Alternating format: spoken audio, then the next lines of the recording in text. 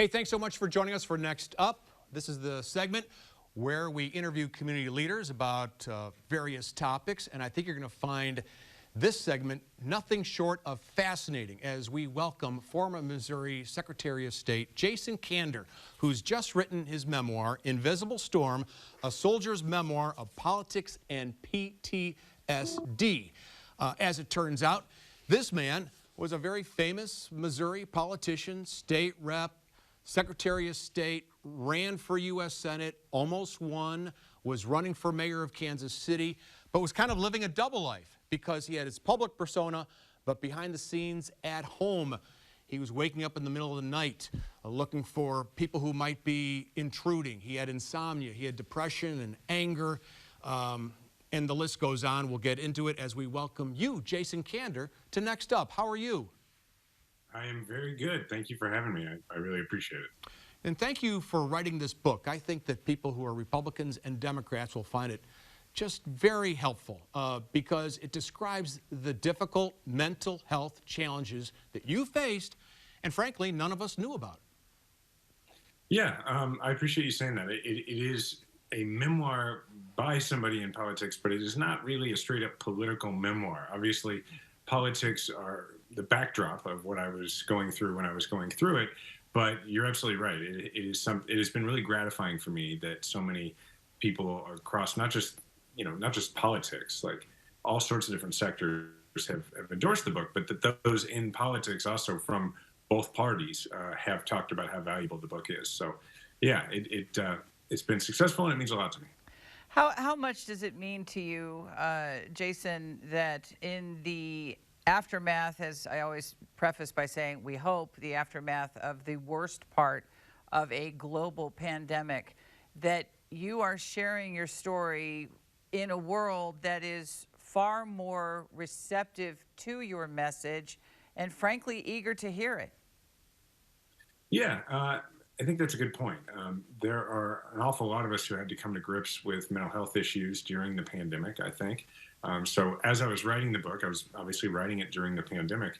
One of the groups of people I was thinking about were COVID first responders, anybody in the medical profession.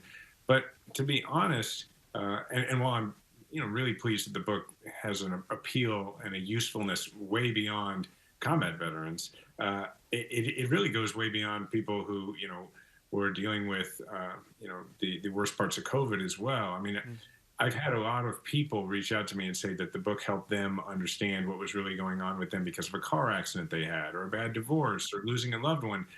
And then I've had a lot of people reach out to me and say that the book was really helpful to them in just understanding someone in their life. And then some people are just like, it's a really good book. So, but I definitely think that there has been a renewed conversation about mental health coming out of the pandemic. And so to the extent I can be a helpful part of that, obviously I'm happy about that. Jason, you addressed the following topic, and I'm sure some people are curious. Your trauma, we think, came from Afghanistan, where you served, but you served for 4 months, and you didn't see combat. So is it a fair question to say, hey, how traumatic really was it for you? Well, that was the question I asked myself for about 10 years. And the thing is it really comes down to how you define combat, I guess. I was telling myself that I was not a combat veteran because I hadn't fired my weapon. I went over there with the preconceived idea that if it wasn't like Black Hawk Down or Band of Brothers, it wasn't combat. It wasn't until I finally decided to get help and I was at the VA talking to a clinical social worker, and she said to me, she said, well, your friends who were in firefights, what do they say about what you did over there? Because I was an Army intelligence officer who went out and collected information. And I said, well, when I describe what I did, they usually say they couldn't have done it, but they're just being nice. And she's like, I don't think they're just being nice. She said, let me offer this way of thinking about it to you. She said, you were in the most dangerous place on the planet. You were vulnerable for hours at a time. You were practically by yourself, usually just you and a translator, going to meet with people who you might reasonably expect could be luring you into a trap to kidnap or kill you.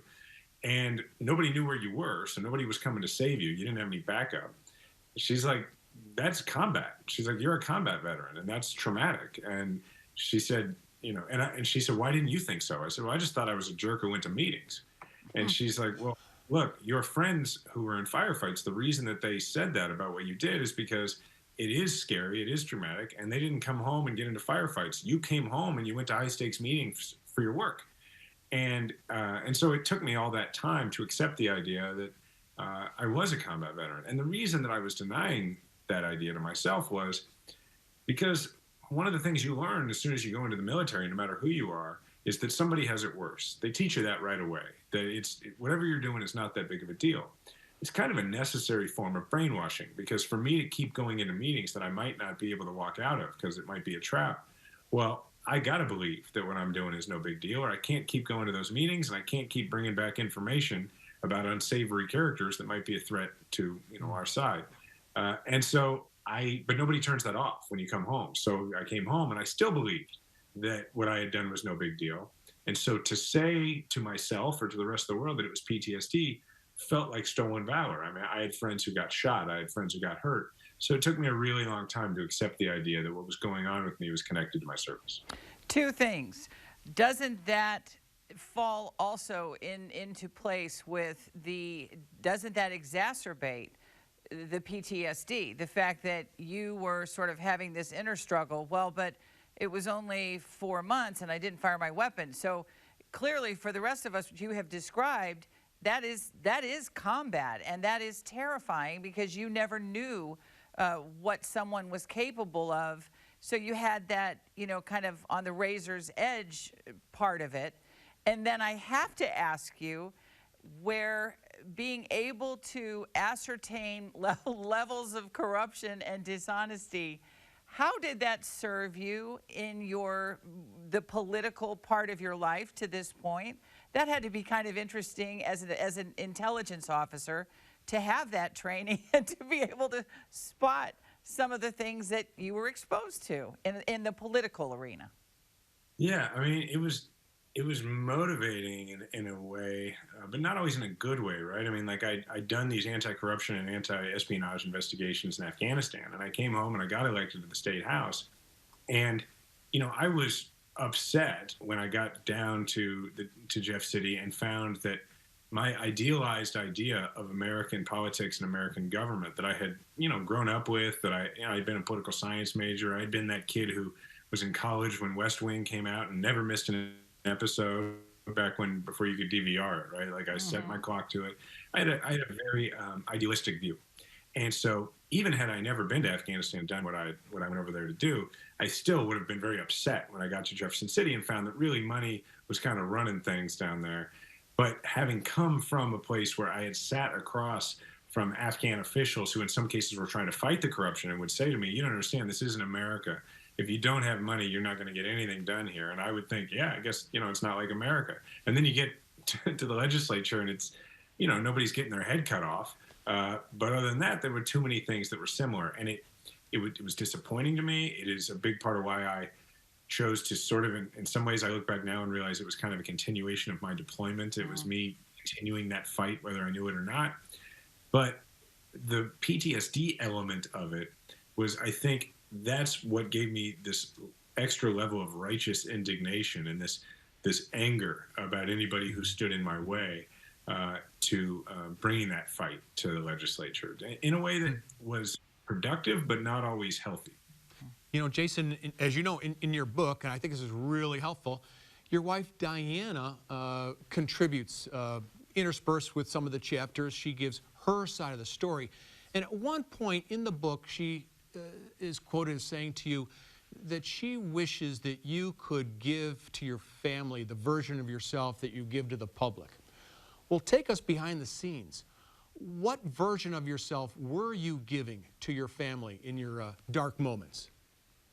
Yeah, the biggest problem I was having at that time was, and I say at that time, for that decade, was that I really struggled to be present and in the moment when I was with my family. And, when I went into therapy at the VA, there were a couple of things that I told my therapist when he asked me were my goals. He said, what are your goals for treatment? And I remember saying, I'd like to find a way to be happy without external validation. And I would really like to be able to be present with my family. And what was going on for me for all those years before I got treatment, what I now understand was, because I had PTSD and it was untreated, and I felt like I had to be on guard all the time.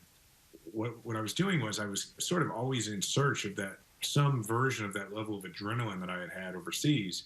And because what that would do is it would quiet the disruptive memories, the intrusive thoughts that were going on in my mind. So if I were giving a really big speech, like, I got to a point before I was running for mayor, as you know, where I was basically running for president. And so I was going all over the country, and I was giving huge speeches to huge audiences, or giving big, national TV interviews with high stakes. And when I was doing that, I would get an endorphin high that would last me over to the next one. But when I was with my family, that wasn't quieting the invisible storm in my mind. I wanted it to, and I kind of hated myself for the fact that it didn't. And it just piled more and more shame on top of everything, because I loved my family. I knew I did, but I couldn't be fully there with them. And so this kind of came to a head when I gave a major speech in New Hampshire that was basically the I'm running for president speech, and it was very well received. It was on national television, and the endorphin high from it only lasted about 12 hours. And when that happened, I knew that my tolerance had become too great to it, and that something was really wrong.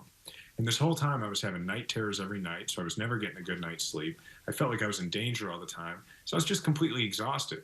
And that is when the downward trend started that eventually led me into therapy at the VA. And now I'm in a place where, I refer to this part of my life as post-traumatic growth, where, being with my family is not just my priority, like the way a politician says that's their priority. It's genuinely my priority. Like, as you all know, before we started, on camera here, I mentioned, hey, my family's downstairs. We just had dinner. I got to get back down there in 30 minutes. Like, that's what my day revolves around.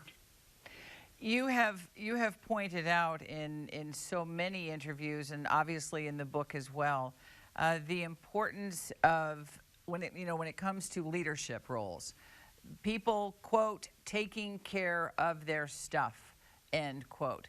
And I think that is one of the many takeaways from this book, not just for people in leadership roles, but as you just said, people starting families, people, people in the workplace, people, as you've pointed out, in little tiny workplaces, people in great big workplaces. And you are to be commended and applauded for just using that phrase, because it does apply to everybody, not just the soldiers, not just the people who are putting themselves in harm's way, but all of us, right?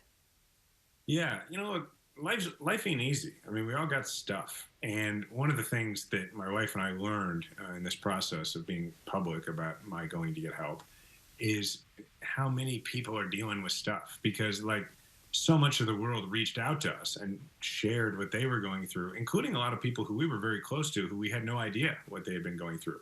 But when you tell the whole world that you've had suicidal thoughts and that you need to go get treatment, you become a very safe place for people to share that sort of thing. And so I have the privilege of being able to walk into any room and understanding that, like, at least half the people there are dealing with something, and the other half have somebody in their family who's dealing with something, and so they're dealing with that. And so, when I've been asked several times about different versions of questions about me getting back into running and stuff like that, but one of the versions I've been asked is, some version of, is there a place for people who have gone to therapy in electoral politics? Mm-hmm. And so that's where I've said, look, I think no matter what the leadership position is, I think it is valuable, and we could use more people who have already dealt with their stuff, because it's not a question of whether people have stuff who are running for office or who are running companies or whatever.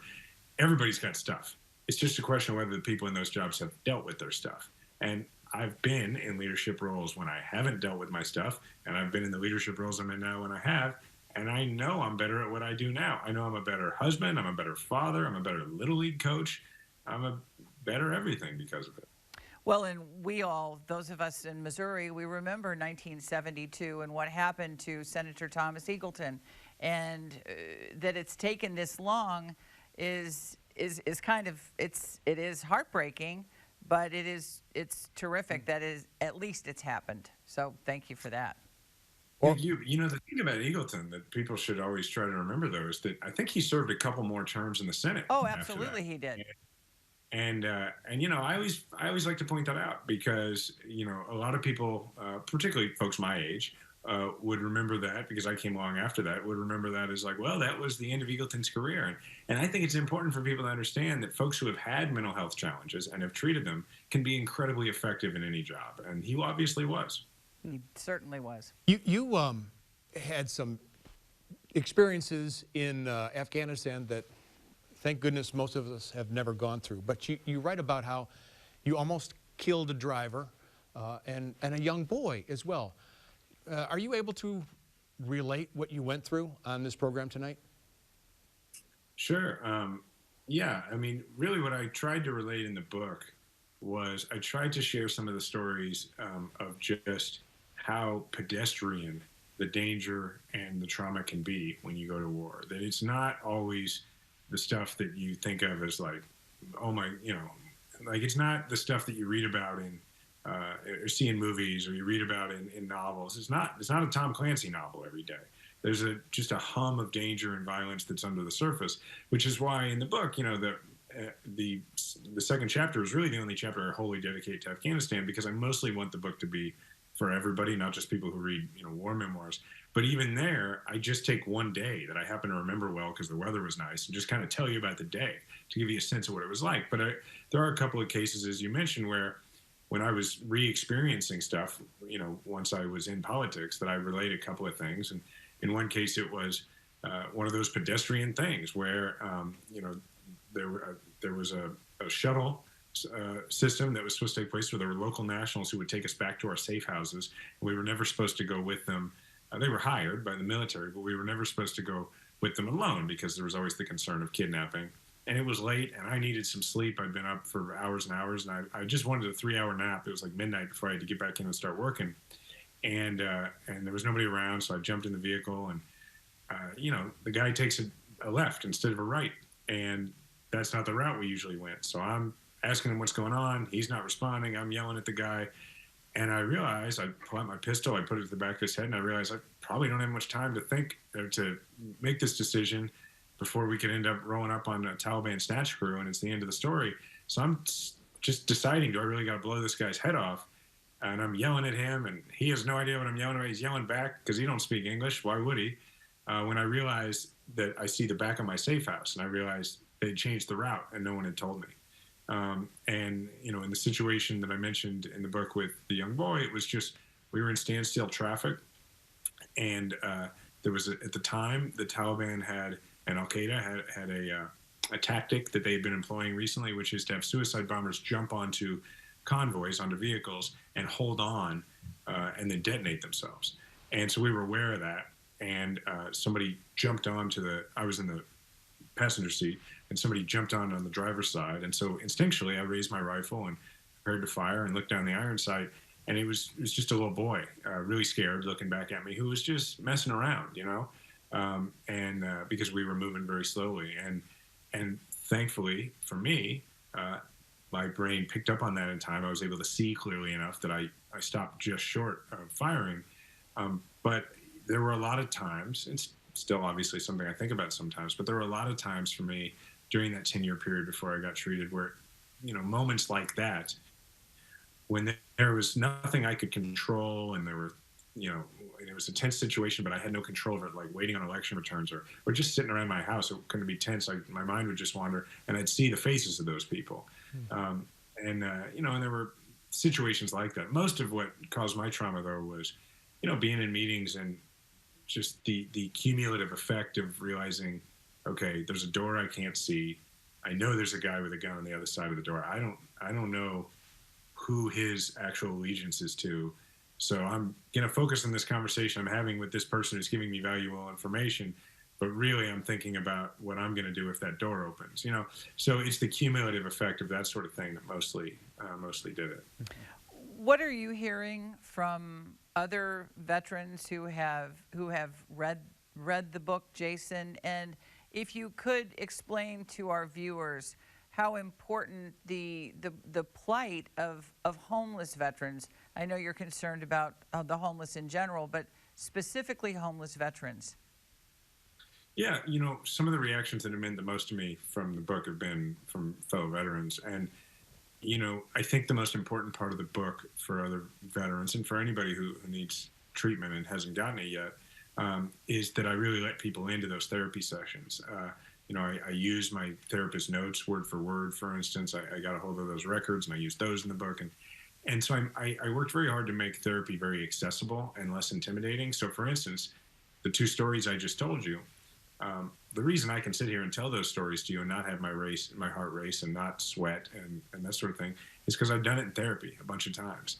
And I've processed those things, but I went all those years not processing those things, not talking about those experiences, and really trying to not think about those experiences. And so relating that sort of counterintuitive stuff in the book, that all that time that I thought that I was successfully avoiding those thoughts and finding out in therapy that, well, that's why I was having nightmares, because my brain was like, we're going to deal with this. And when you let your guard down and you're asleep, we're going to deal with it in your subconscious.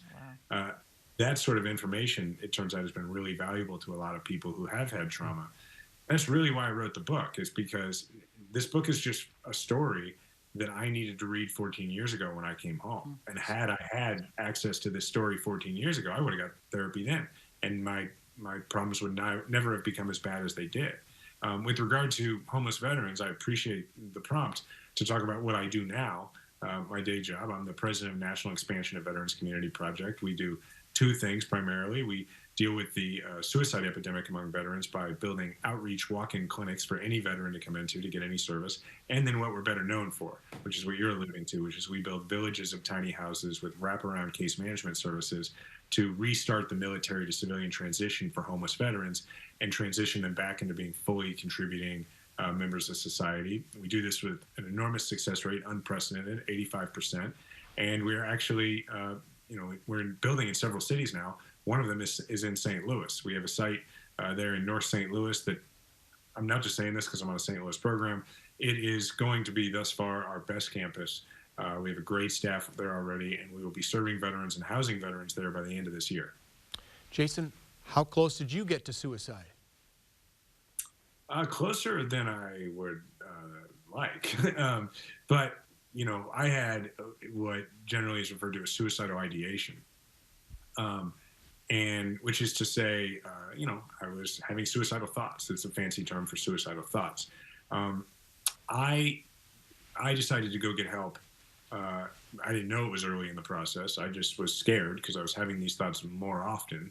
It was like the mayoral race in Kansas City was going really, really well. We were going to win. And I just thought, boy, I should be feeling not worse every day, but I am. And I was thinking more and more about suicide. I was feeling like an enormous burden to everyone around me. When I got into therapy and I talked to my therapist about it, my therapist, Nick, he asked me, did you have a plan to kill yourself? And I said, no. He said, did you know how you were going to do it? I said, no. And he said, you just felt like you'd be better off dead, right? And I was like, yeah, that's exactly how I felt. And he said, it's really good you came in when you did, because that's the first step and it goes downhill from there. So that's where I was in the process.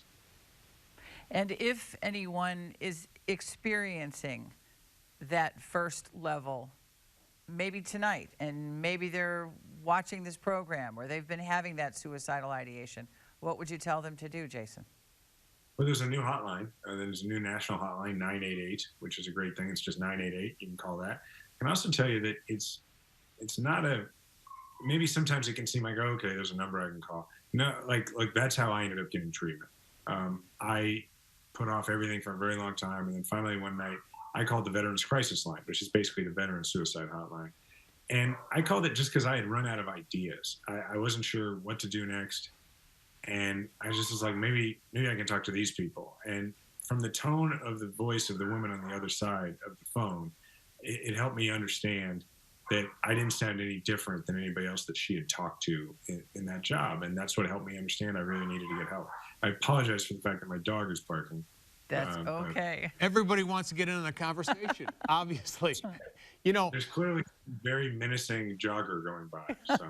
Yeah, no doubt, no doubt. Well, a couple of things, because we only have about 2 minutes to go. I'm just going to say, I think that all of our viewers will very much appreciate your book, Invisible Storm, because it takes us into a world that, frankly, I didn't know existed. I mean, I knew you as a public personality. I had no idea you were going through this nightmarish existence. Didn't realize that a wife or a spouse could absorb it and then end up having the same problem as Diana did. She slept with a knife under her pillow. She was so nerve-wracked, as it turns out. You have a little... I just want to be clear. She wasn't protecting herself from me, for any No, that's true. That's true, yeah. But you got a couple of Rick Ankiel references in the book, but I did not know that your great-great-uncle, a Missourian, is the guy who wrote New York, New York. Yeah, that's right. My great-uncle John is a Broadway composer.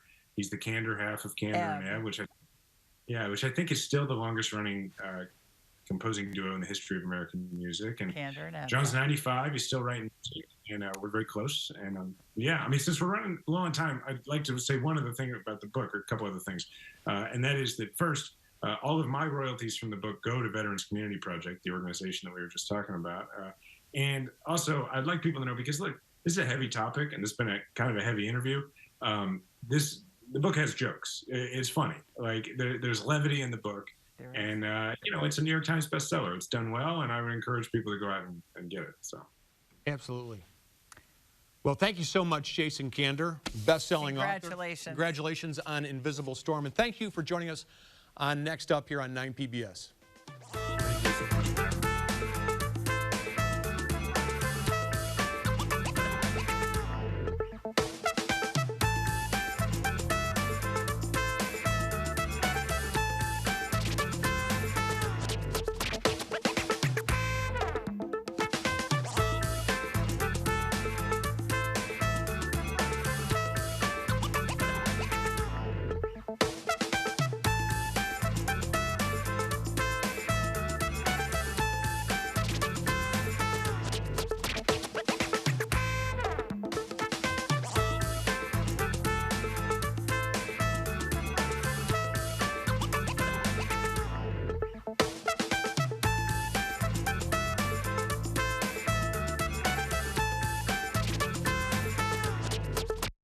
Donnybrook is made possible by the support of the Betsy and Thomas Patterson Foundation and the members of 9 PBS.